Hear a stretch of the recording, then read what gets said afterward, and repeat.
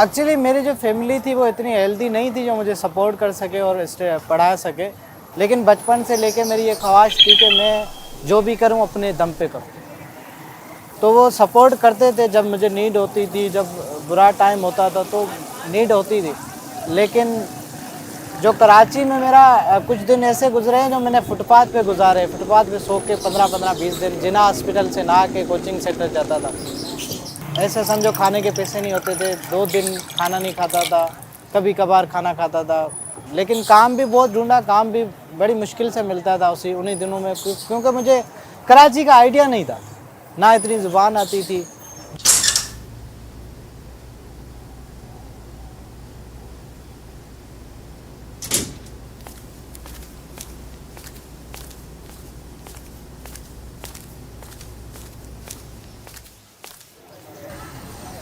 मेरा नाम है गुलाम करीम और ये है मेरी कहानी।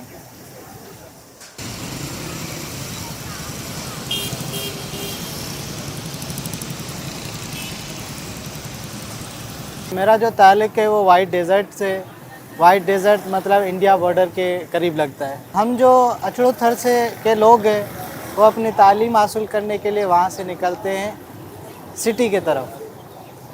ऐसे समझो कि बचपन में ही जो पढ़ने के लिए बंदा निकलता है तो बचपन से ही निकलता है, 5-6 साल से।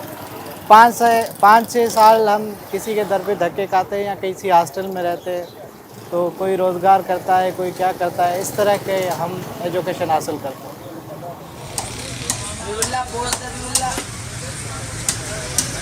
तो स्टार्टिंग में कराची में आया था, आते ही मैंने एक कंपाउंडर की जॉब की थी। वहाँ से कुछ मुझे पैसे मिलते थे जिससे रेंट वगैरह चलता था और फ़ीस भी मैं भरता था उन पैसों से। और उसके बाद जब मेरा इंटरमीडिएट कंप्लीट हो गया तो अब यूनिवर्सिटी का इरादा था। वहाँ पे मेरी सिलेक्शन हो गई थी पॉलिटिकल साइंस के शोबे से। पॉलिटिकल साइंस में जब सिलेक्शन हो गई तो बाद में ये मसला आ रहा था कि मैं वहाँ रहूँगा कैसे। ज़ाहिर सी बात है, रहने के लिए मुझे जॉब करनी पड़ेगी। फिर मैंने किसी कैफ़े पे वेटरी की जॉब की थी।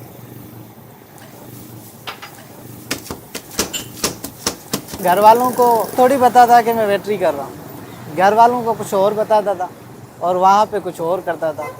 घर वालों को फ़र्स्ट टाइम पता चला है जब मैंने पागल समोसे का स्टॉल ओपन किया। घर वालों ने बोला आपने इतनी तालीम हासिल करने के बाद ये समोसे बेच रहे हो। मैंने उनको ये समझाया कि तालीम जो होती है वो हमें सिर्फ लिखना पढ़ना और शऊर देना सिखाती है, और इस ज़िंदगी में जीने के लिए जॉब नहीं की जाती। पैसे कमाने के लिए कोई सरकारी नौकरी होना ज़रूरी नहीं है।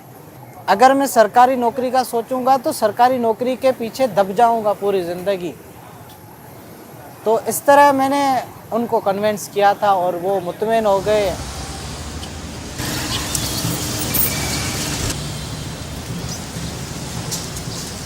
कोचिंग के टाइम में मेरा दोस्त था अच्छा खासा, दानिश। जब मेरे पास पैसे नहीं होते थे तो वो देता था पैसे। मेरे पास मोबाइल नहीं था, उसने मुझे मोबाइल दिला के दिया था। वो बहुत अच्छा दोस्त था मेरा, और उसके साथ मेरी जो लाइफ गुजरी थी वो बेहतरीन अच्छी गुजरी थी। लेकिन उसके बाद फिर कभी मैंने बहुत सर्च किया, उसको वो नहीं मिला मुझे। दानिश को मैं ये मैसेज देना चाहता हूँ, आप काइंडली पागल समोसे के स्टॉल पे ज़रूर आइएगा।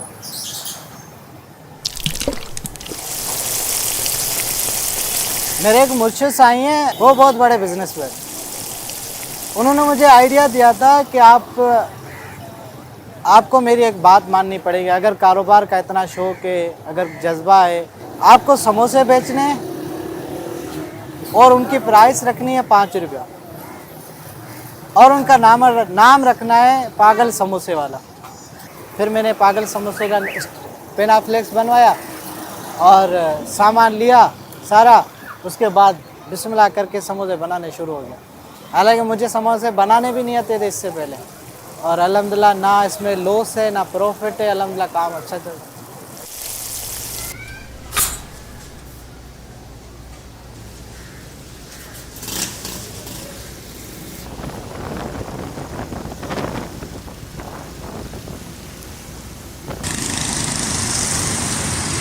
ये ऐसा नाम है पागल समोसे वाला, एक क्रिएटिव नाम है।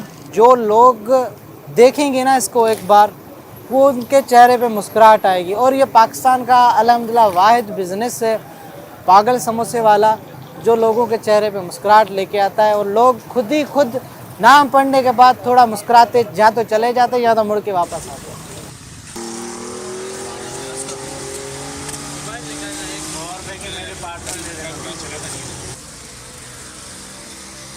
रमज़ान महीने में ज़ाहिर सी बात है 2-2:30 बजे काम स्टार्ट करूँगा।